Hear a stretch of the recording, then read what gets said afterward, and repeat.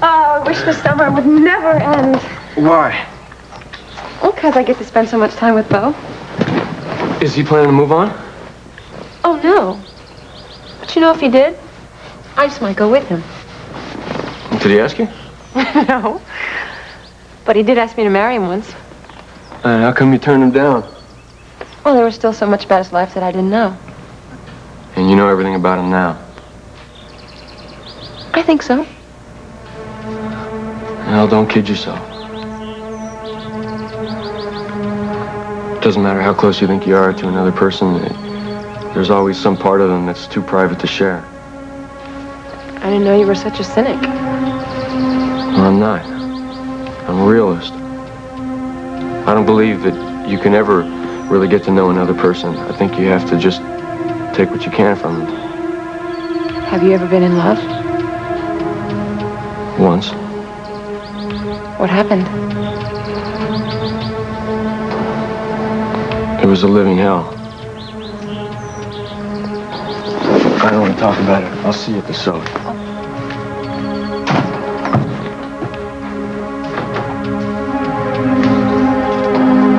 I didn't think anyone else was going to be out here. Me either. I guess we kind of got off on the wrong foot today, huh? I think it goes a lot deeper than that. I meant every word that I said. I'm just sorry that I got so emotional. There's always been a pretty strong emotional current between us. Remember a year ago today? Sure. We were in Wyoming. Things were a lot simpler for us there. And we were a lot closer than we had ever been before or since. Time has a way of glossing over memories, doesn't it, Holden? I'll never forget the good times we had at Grace and Logan's. Swimming in the pond, staying up late at night, talking and lean-to. Remember my birthday at Lance's ranch? I don't see any reason in bringing up the past, okay? Why? The point is, Holden, hopefully we learn from our mistakes and don't go on repeating them. Remember when you showed up and saw Lance trying to console me? Yes, so you don't have to go on with any of the details. You don't want to listen okay? to me? Then you can leave. You went crazy. You fought with Lance. You broke up my party. Then you took off, and I tried to figure out what I had done that was so terrible. Then I finally realized the only crime that I was guilty of was loving you and allowing Lance to help me. Lance was only interested in helping himself. He had the hots for you, and he only wanted to take you away from me. Didn't you realize that Lance did not stand a chance with me because you were the one that I was in love with? I still don't see why you're bringing this up. What does this have to do with the fight today? When I saw Seth breaking up that fight between you and Caleb, it reminded me of something, our history. That was our history repeating itself. I still don't see the connection here, Lily. No? You get jealous when I even look at Caleb. It's even worse than it was with Lance, and you tell me that I can't trust him? Believe me, if you knew what I know about Caleb, you would run in the other direction every time you saw him. I don't care what you know. I want to get to know Caleb without your interference. You should have seen him. You should have seen him when Angel left here this morning. He was so hurt, he couldn't even talk. Can't you find one shred of compassion in your heart to try to understand his pain and suffering? I know you'll never be best friends, but you are flesh and blood.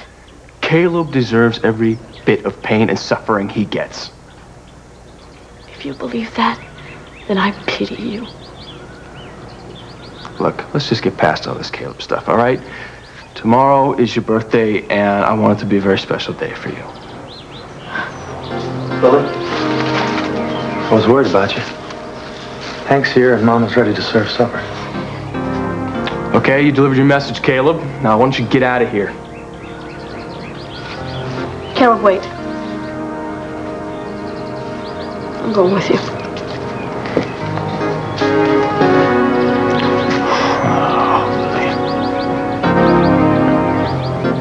Thank you. I gotta hand it to you, Maggie. I don't think I could be quite as civil to Emily if I were in your situation. Well, it's easier because the affair's over. It's always easier if you're the winner, I suppose. I wouldn't know. Well, now, don't start feeling sorry for yourself. I'm not. It's true. Some people are born winners, and some people, like myself, are born losers. I should have never figured it was going to work out with Betsy. The one thing I really don't understand, if she put so much stock in honesty, why she would break up with you for telling you the truth.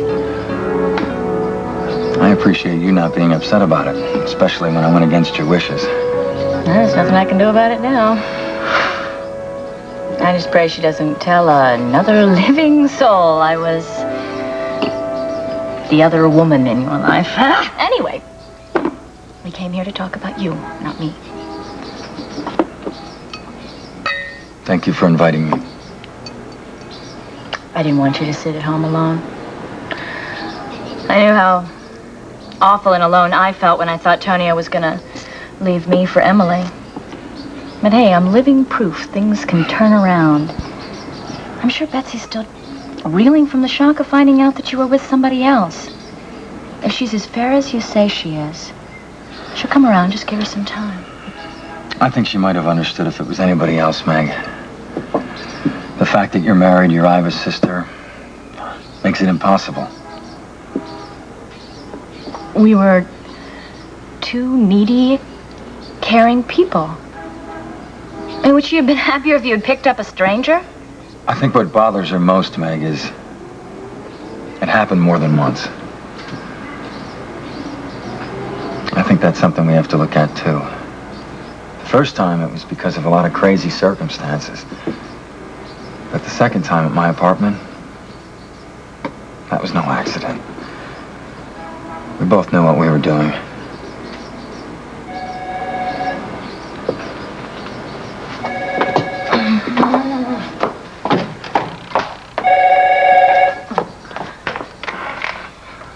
Hello? Tonio! Where are you?